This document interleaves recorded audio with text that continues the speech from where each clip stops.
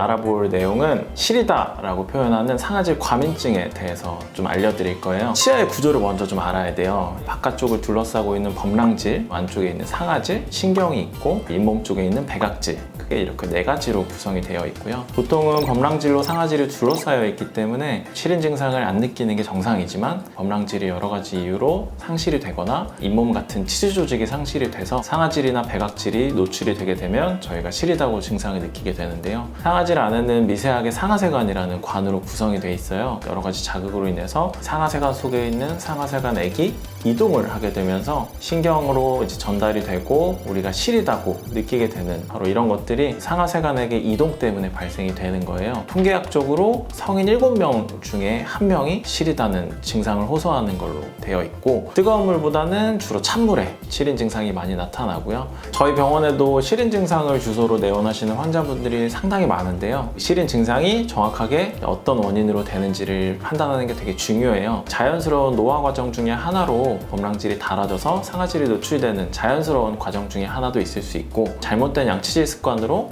범랑질이 닳아져서 상아질이 노출될 수도 있고요. 치아 후식증 같은 충치로 인해서, 치주질환 같은 풍치로 인해서 상아질과 배각질이 노출돼서 시린 증상이 생길 수 있어요. 치과에서 흔히 하는 방법은 경미한 증상에서는 코팅제를 도포해주는 거예요. 시린 증상이 있는 부분을 덮어줘서 시린 증상을 못 느끼도록 해주는 게 제일 첫 번째 방법이고요. 치아가 패여 있거나 심한 경우에는 레진으로 떼어주는 방법을 할 수 있고요. 증상이 더 심해져서 가만히 있어도 너무 불편하시거나 아프거나 그러신 분들은 신경치료하고 크라운 가는 경우도 있고요.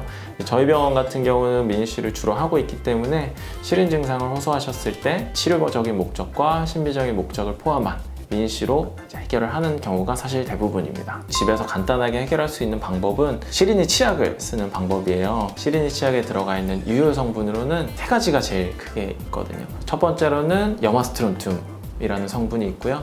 두 번째로는 인산삼칼슘, 하이드록시 아파타이트라고도 하고요.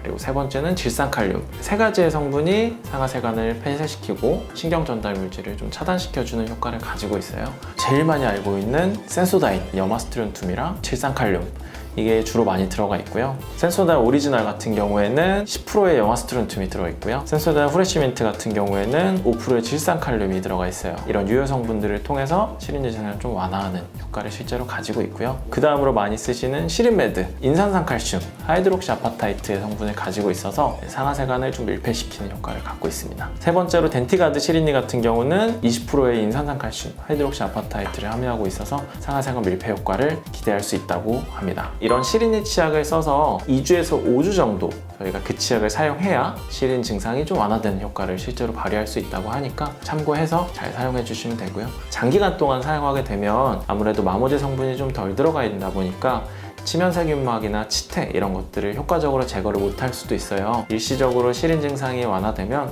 다시 치약을 원래 쓰시던 성분을 좀 써보시고, 다시 시린 증상이 생기시면 시리니 치약을 한 2주에서 5주 정도 사용해 보시는 게 제일 좋은 방법입니다. 감사합니다.